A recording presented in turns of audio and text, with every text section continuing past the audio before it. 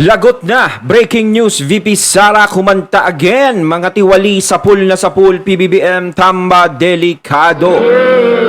Ano ito? And syempre, itong balitang ating matutunghayan ngayon ay nagbula kay Balitang Pinoy TV. At ilalagay ko sa description box ang link ng channel ni Balitang Pinoy TV para maging updated po kayo sa mga balita na kanyang inihahatid sa atin. At syempre, ito po ang inyong lingkod na si BT na magbibigay ng reaksyon at komento dito sa videong ating matutunghayan ngayon. At huwag na natin pagtagalin at sabay-sabay na nating panoorin ang laman ng video na hatid sa atin ni Balitang Pinoy TV at bibigyan natin ng reaksyon ng balitang ito. Pasok! Balitang Pinoy TV. Magandang araw sa atin lahat mga kababayan. Dito na naman tayo sa another episode ng ating vlogs. Pag-uusapan natin ngayon, ito po no. Nagpalabas na nga ng statement, bagong statement itong si Vice President Inday Sara Duterte ha. Kumanta na, nagsalita na itong si VP Sara patungkol dito sa mga issue ngayon sa mga Duterte camp and sa mga pagbibitiw niya sa Marcos camp. So we have to give our reaction, our opinion patungkol po dito, okay? So ito ay binalita kanina na ambush interview ito, pero malaman po ang mga sinasabi ni Vice President Inday Sara Duterte dito. Lagi nagkakaroon ng ambush interview ngayon kay VP Sara no? Ayan, mananawa na kayo sa kakasagot ni VP Sara kasi lagi dati hindi siya nagsasalita gaano eh. Ngayon is malalaman na nila ngayon, bawat interview kay VP Sara is may sagot na siya. 'Di ba? O eto, pakinggan natin kung ano na naman itong nagmula sa ambush interview kay VP Sara Duterte. So gagawa tayo ng analysis, reaction sa mga sinasabi po ni VP Sara. Okay? So bago ang lahat, yun lang naman ang topic natin ngayon. Pag-usapan natin dahil palapit na ng palapit ang election 2025. So we have to know kung ano yung magiging galawan ng mga kalaban rin. Okay? Kasi alam naman natin, default na yan na ang mga Duterte ay kakampihan talaga yung mga taong bayan. Okay? So much with that, bago natin ito pag-uusapan, help me po na i-like at saka i-share itong video natin sa Facebook at sa YouTube para guys kakalat ito sa taong bayan. Okay? So sabay-sabay natin i-like at i-share itong video natin Facebook at YouTube. Ready? 1, 2, 3, go! Go! Thank you very much. And also guys, paki-subscribe at paki-follow sa mga hindi pa nakasubscribe at follow dito kasi ang daming mga nanonood dito na hindi pa naka-follow at naka-subscribe. Importante yan para lagi kayong updated sa ating mga balita at ma-notify ang inyong mga cellphones kung meron tayong breaking news. Okay? Yes. So sabay-sabay nating i-follow at saka i-subscribe ang Facebook at YouTube. Ready? Follow, subscribe. 1, 2, 3, go! Go! Ayan, thank you very much. Naka-follow and subscribe na ba lahat? So, eto. Si VP Sara Duterte nagsalita na kaugnay sa iba't ibang issue matapos magbibitiw sa gabinete ng Pangulo. Kung mapapansin nyo, di ba? Si VP Sara po, noong bumitiw na siya sa gabinete ni PBBM, no? O bilang kasamahan, kaalyado ng Marcos administration, nung bumitiw siya, kung mapapansin mo, madalas na siyang she is free and very calm na makapag-answer ng mga tanong ng mga mainstream media. Especially yun yung sinasabi natin, di ba, kanina, na bawat interview sa kanya is sinasagot niya na. Kumbaga malaya na siya, malaya na siyang magsalita. Hindi katulad dati talaga na nandudoon pa siya sa gabinete ng administrasyon, is talagang hindi niya alam kung ano ang sasabihin niya, kung ano ang isasagot niya na maaaring makasagasa doon sa mga kasama niya or what. 'Di ba? Ngayon is wala na siya, no? Malaya na. Kumbaga, kung meron siyang masabi na may tinatamaan, is wala na sa kanya 'yon. 'Di ba? Kumbaga, masabi-sabi na. 'Di ba? Bahala na kung ano masabi ko. Basta sasabihin ko yung kung ano yung nasa isip at puso ko, kung ano yung totoo. Ganun 'yon. 'Di ba? Wala na siyang pinangingilagan. No? Wala nang baka ganito, ganyan na syempre, nandoon siya sa gabinete. 'Di ba? Tapos magsasalita siya na, ano ba masasabi mo tungkol sa ganto-ganto sa maisog ng pumunta ka daw ng ganto ganyan ganyan. Tapos ganto. 'Di ba? O ano masasabi mo kapag ngayon number 1 ka ngayon sa server, ganun. Siyempre, hindi siya basta-basta makakapagsalita ng kung ano-ano. Kaya magiging sagot niya is no comment. Di ba? Dahil nandoon siya eh. Kumbaga, nakagapos ka sa isang tali.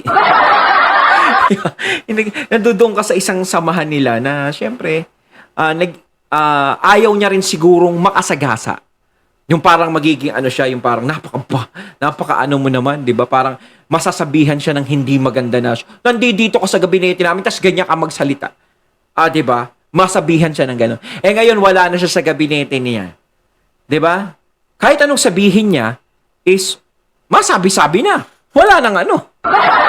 Pangit man ang masabi niya o maganda, ay wala na siyang ano. Wala na siyang dapat pang pangilagan. Ito magka-ambush interview, di ba?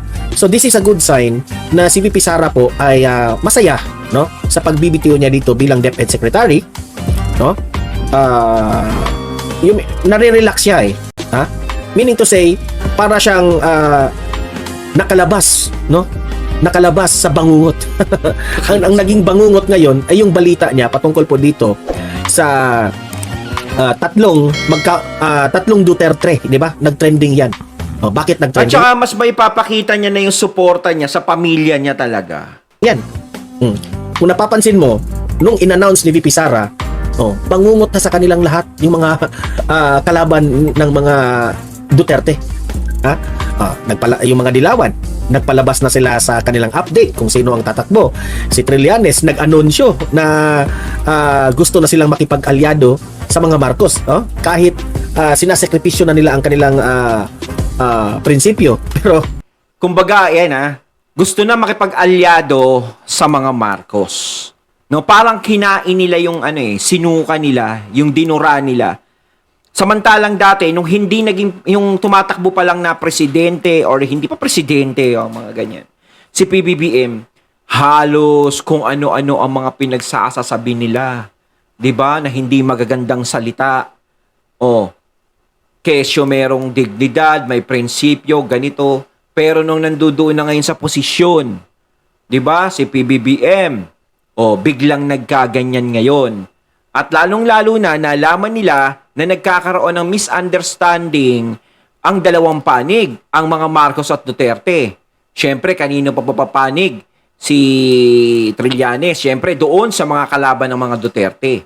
At iniisip niya na magkakaroon ng pag-asa na mapaboran siya. Siyempre, alam niyang galit sa mga Duterte.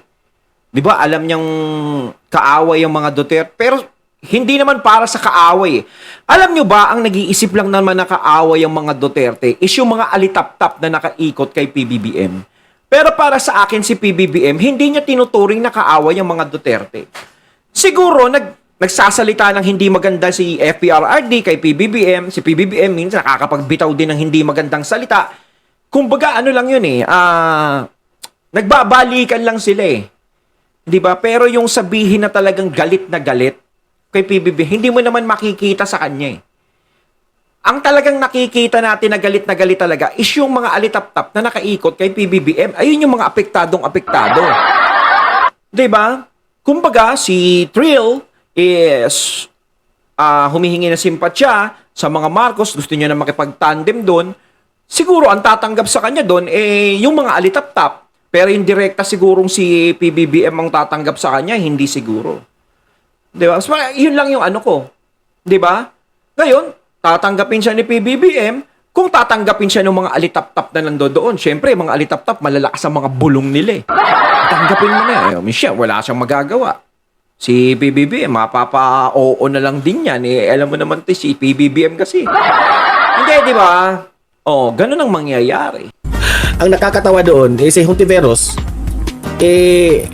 ayaw niya yung konsepto ni Trillanes. Ano ka ngayon, Trillanes? Pero ayun. Ito kahit pa paano si Hontiveros, kahit merong medyo, alam nyo na, mga embang-embang na galaw, is meron siyang prinsipyo. Meron siyang dignidad. Ayan yung maganda. May prinsipyo ko. Kung ano yung pinaglalaban ko noon, kung ano yung binitawan kong salita, hindi ko nakakainin yun kung ano yung isinuka ko. Diba? Ganun yun. Parang pinapatunayan dito ni Hontiveros na kalaban ko mga Duterte. O nagsalita ako na hindi maganda sa mga Marcos. Ay, hindi ako papaling sa mga Marcos kahit na hindi nagkakaintindihan yung dalawang yan. Sige, nagbitaw ako ng salita ng hindi maganda sa mga Marcos. Kalaban ko mga Duterte. Kaya ko yan, kahit ako lang. Parang ganun si Hontiveros ngayon, aba? Papakita ng tapang, mga katunay. Ngayon, mahalaga itong i-analyze natin ang mga answers ni VP Sara. Okay? Kasi this will build another curiosity sa mga kalaban ni VP Sara.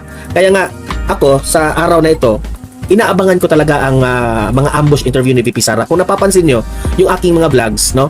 Hindi ako masyadong nakafocus doon sa yung ibang mga sideline issues ng ating lipunan, no? More on VP Sara ako kasi interesting ito eh. No, dito natin malalaman kung ano ang magiging galaw ng mga kalaban. Basing on mga pasabog ni VP Sara. Kasi kung if you will try to dig deeper about all these political movements, nakabase lang po ang mga politicians sa galaw ng mga Duterte. Ayaw yan na aaminin ng mga bangag vloggers. Ayaw yan aaminin ng mga dilaw at mga pula, yung mga Marcos administration, ayaw nila yang aaminin. Pero ang mga Duterte, that only shows na kontrolado nila. Di ba? Kontrolado nila. Ito. So, ipapakita ko sa inyo itong balita na ito. Ayan. Patungkol po sa ambush interview na nagsalita na itong si VP Sara. Okay? So, VP Sara, pasok. Here para sa ating mga partners galing sa government, other government offices, sa private sector, business communities, mga NGOs, mga POs, dahil sila yung katulong natin sa paghahanap ng mga tao na nangangailangan ng tulong ng gobyerno. Kung hindi dahil sa mga partnerships na ito, hindi natin mapupuntahan yung mga lugar na mga underserved communities natin. Mahalaga na pantay-pantay at lahat ay inklusibo. At inklusibo ang ating mga proyekto sa Office of the Vice President. Yun, ang ganda-ganda naman ng sinabi ni VP Sara, palakpakan natin. Tama naman yung pinakadulong-dulo, yung mga hindi napapansin na dapat bigyan ng tulong, yun ang dapat puntahan. Hindi lang yung nakikita ng inyong mga mata. Tama yung ginagawa ni VP Sara na lahat ng tulong dapat maging pantay-pantay. Lahat ng mga mamamayan matulungan. Kahit sa kasulok-sulukan ka pa nakatira. Kasi kadalasan talaga, hindi sila napapansin. Yung mga nasa kabundukan, yung mga nagdodoon, hindi napapansin yun, lalong-lalo na yung mga estudyanteng nag-aaral doon na hirap sa ginagawa nila. Minsan nga, sila nga, nag-aaral sila, walang kuryente sa kanila. Diba? Halos hirap sa pagkain, ganito, pero patuloy pa rin sila nag-aaral, naglalakad sila ng 2 oras bago makapasok. Ayun yung mga magagandang puntahan eh. Yun yung mga magagandang tulungan. Kumbaga, hindi lang sa nakikita ng mga mata nyo. Hindi lang sa nakikita. Kumbaga, yung hindi nakikita, kailangan maging abot tanaw mo siya. Kailangan silipin mo talaga siya. Makita mo. Dahil dun mo malalaman talaga kung sino-sino yung mas nangangailangan pa. Diba? Kasi, ito, mga nakakaraan, mga nabibigyan lang ng tulong, kung ano lang yung nakikita, kung sino lang yung nakikita. Pero yung mga liblib is nababaliwala. Hindi sila napaparatingan ng tulong. Kung hindi pa nga sila ma-interview sa telebisyon, hindi sila mapapansin eh. Minsan kahit na-interview na, hindi pa rin napapansin gaano. Pero tama itong ginagawa ni VP Sara na lahat, di ba, ultimo kasulok-sulukan itong Pilipinas na nangangailangan ng tulong is mapuntahan, matulungan. Yun ang tamang serbisyo na kailangan ng mga Pilipino. Kaya nakakabilib yung ganun. Palakpakan natin. VP, and also VP, in your speech you mentioned that Pasidumog is not merely a celebration but it's a reminder as well of our responsibility. So ano po yung mensahe natin sa lahat ng mga kawani ng gobyerno and even sa private sector, and of course paano po makakatulong even ma'am mga tuang mga yanunghuan sa pagkapot sa tuang mga pangandoy po? Yes, it's a celebration of partnership but lagi nating isa-isip na mas marami pa ang nangangailangan. Kaya kahit may celebration tayo, isipin natin how do we move forward kung nasaan tayo ngayon at paano pa tayo mas makakatulong sa ating mga komunidad, sa ating mga kababayan, and of course, paano natin magawang maging safe. Yan ang ibig kong sabihin sa inyo. Si VP Sara po, Strong. by the way, si VP Sara po, kahit may selebrasyon, ang isang gobyerno, kung mag-create ng celebration, sabi ni VP Sara, we also consider yung mga taong bayan na naghihirap ngayon. Sometimes the government will celebrate kung merong mga successful na mga proyekto, successful na mga event na natutugunan ng gobyerno. So, itong mga celebration na ito, ang ibig sabihin nito ay recognizing the government officials kung ano yung mga mabuting nagawa. And this will serve also as the motivation na ang mga government official natin mag-strive hard to help the Filipino people. Pero sa kabilang banda, sabi ni VP Sara na kahit may celebration tayo, we also want to consider those people na yung hindi pa natutugunan ang mga problema. Okay? Kaya nga, lagi nating sinasabi sa administrasyon ni PBBM na yung mga pa-concert nila, yung mga sa loob ng Malacanang, yung laging nag-party-party sa loob ng Malacanang, pati yung mga tinatawag nating mga fashion show, tapos marinig na lang natin na si PBBM nanonood ng mga concerts. Ang mga Duterte po, they are very sensitive ng mga ganitong galaw. Hindi, tsaka maganda yun eh. 'Di ba? Inuuna mo kung ano ang pangangailangan ng taong bayan. Kaya ka niluklok sa posisyon. Siyempre, kaya siya niluklok bilang Vice President eh. Pinagkatiwalaan siya ng mga tao si VP Sara. Pinagkatiwalaan siya na tutulong sa kung ano ang problema ng mga mamamayan. So, ginagampanan niya yung trabaho niya kahit may mga okasyon na ganyan. Kailangan hindi ka man naman masyadong mag-celebrate, kailangan isipin mo pa rin kung ano ang magagawa mong tulong sa lahat ng mga Pilipinong nangangailangan. Hindi katulad ng iba na puro, paano natin ipapakulong ang mga Duterte? Paano natin huhulihin si Kibuloy? Paano natin ganyan? Paano mga kurakot ang... Kailangan kasuhan niya. Kailangan ganun niya. Wala po kaming nadinig doon sa mga yon na sinabi nila na kailangan nating solusyonan ang problema ng bansa at ng taong bayan. Wala silang pinagtalunan na ganon. Wala silang sinabing ganon. Ngayon, nadidinig natin ito. Itong salitang gusto nating madinig ay nadinig natin sa ating vice-presidente na unahin muna kung ano ang pangangailangan ng bansa at ng mga mamamayan kailangan matulungan. Yun ang magandang salita na nadidinig natin at hinihintay natin sa mga politikong nakaupo ngayon. 'Di ba? Siya ang nagsalita ng ganun. Pero bukod doon sa iba, wala tayong nakikita o nadidinig na ganon na ang dapat pag-usapan ay ang problema ng mga mamamayan. 'Di ba? Kaya kayo binoto para gampanan ang inyong tungkulin para sa mga tao. Hindi kayo ibinoto ng mga mamamayan para gawin yung personal yung paghihiganti nyo sa mga taong may atraso sa inyo kapag nakaupo na kayo sa mga posisyon nyo. Di ba? Ang pangit naman kasi nagagamitin ng isang posisyon para makapaghiganti lang. Para mapabagsak mo kung sino ang gusto mong pabagsakin. Ang posisyon ng pagiging presidente, pagiging vice president, pagiging senador, pagiging congressman, pagiging mayor, yan ay ginawang posisyon sa inyo ng mga mamamayan. Nilagay kayo ng mga mamamayan dyan para kayo ay makatulong sa mga taong nangangailangan ngayon. Hindi lang ngayon sa mga susunod pa. Sa kung anong krisis o problema ang nangyayari sa bansa natin, mga kahirapan na dapat lutasin, at kung paano maiaangat ang ating bansa uli. Yun ang magandang pag-usapan. Hindi yun dahil sa mga personal na problema o may mga personal na atraso sa inyo. 'Di ba? Dahil kung mapakulong nyo ang mga Duterte, ano ang magiging credits niyan sa amin? Kung mapakulong nyo si Pastor Kibuloy, ano ang magiging credits niyan sa amin? Magmumura ba ang bilihin ang bigas? Magiging maganda ba ang takbo ng buhay ng mga Pilipino kapag nakulong sila? Wala kaming mapapala. We gusto natin yan. Pero i-consider rin natin na may mga Pilipino na naghihirap. May mga Oo. Pilipino na nagluluksa. Ha? Sa mga problema ng Pilipinas.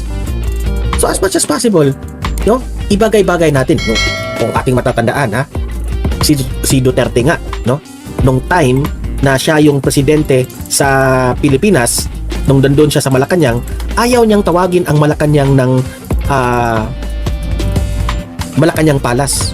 Gusto niyang tawagin People's Palace. Diba? Kasi na ano siya para siyang nakukurnihan na siya yung presidente, nandun siya sa palasyo, na para siyang hari. Ayaw ni Duterte yan. Gusto niya People's Palace. Atin ito. Kasi parang syempre pag nagsasaya ka, pero may mga taong naghihirap, may mga taong namumroblema sa buhay, parang nakuha mo bang magsaya? Parang gano'n. Kaya minsan may maiisip sa yung ganun mas maganda, kaya magsaya ka, ayusin na lang natin yung problema ng bansa. Hindi naman masamang magsaya, mag-celebrate. Pero mas maganda pa rin yung nakafocus pa rin, focus pa rin sa kung ano yung dapat mong gampanan. Yung pinangako mo sa mga tao, kailangan dun pa rin ang goal mo. 'Di ba? Kasi yun ang magpapabango ng pangalan mo talaga No, para ma-recognize ka ng tao, para matandaan ka ng tao at irespeto ka ng tao. Kailangan magbigay ka din ng respeto sa mga tao at pagmamahal. Dahil kapag binigyan mo ang mga mamamayan ng pagmamahal at respeto, ibabalik din nila sa iyo yun. Ganun yun. Pero kapag ang pinapakita mo sa mga mamamayan ay walang kakwenta-kwenta, di ba? Halos parang binabaliwala mo ang mamamayan, wala silang ibabalik na maganda sa iyo. Kundi puro kritisismo lang. Di ba?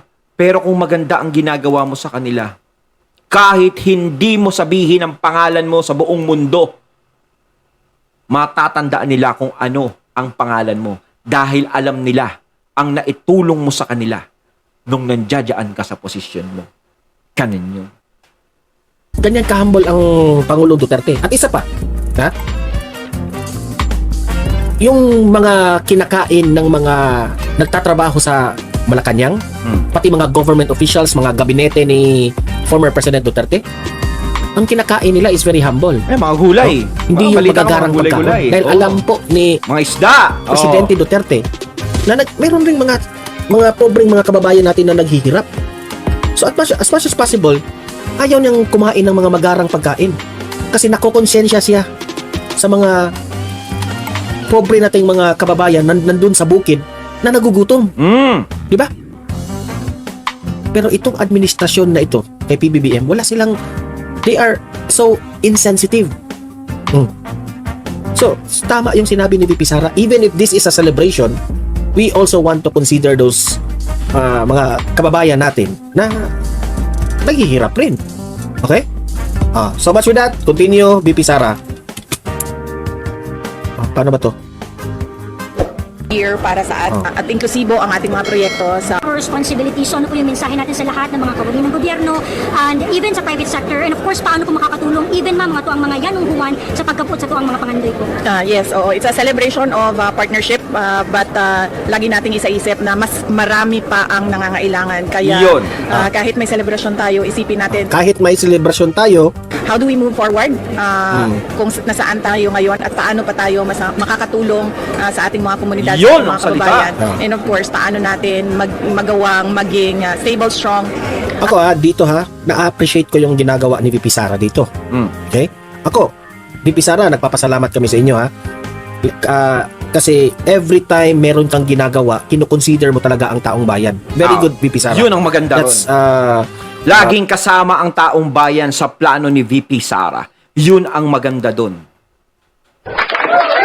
very nice to hear of you. Okay? Ang ating bansa. Question, Mr. Gian Navarro. Si Pierre, may nga po na senador na numang anigit sila kakuan. Yes, sa ako ang pagkahibalo, kung istoryahon na ako ang grupo ni former President Duterte, musulti sila nga gaanda. Alam niyo, no, ang ganda ng outfit ni VP Sara, no? I think may symbol itong kanyang outfit ngayon. Hindi lang ako so familiar with the Hindi natin cultural makita yung costume outfit kasi natin, okay? boses lang, mga Pero kapatid. may sinisimbolo yan si VP. Ayon, at ating natunghayan ng video na nagbula kay Balitang Pinoy TV at syempre natunghayan natin ang boses na yan na binigyan natin ng reaksyon na nagbula kay Sir Donmar TV. Ayan, mga katunay, si VP Sara na dinig din natin. Anong masasabi niyo tungkol dito? Comment lang po kayo sa comment box. So once again, I'm BT and I'm out. Peace.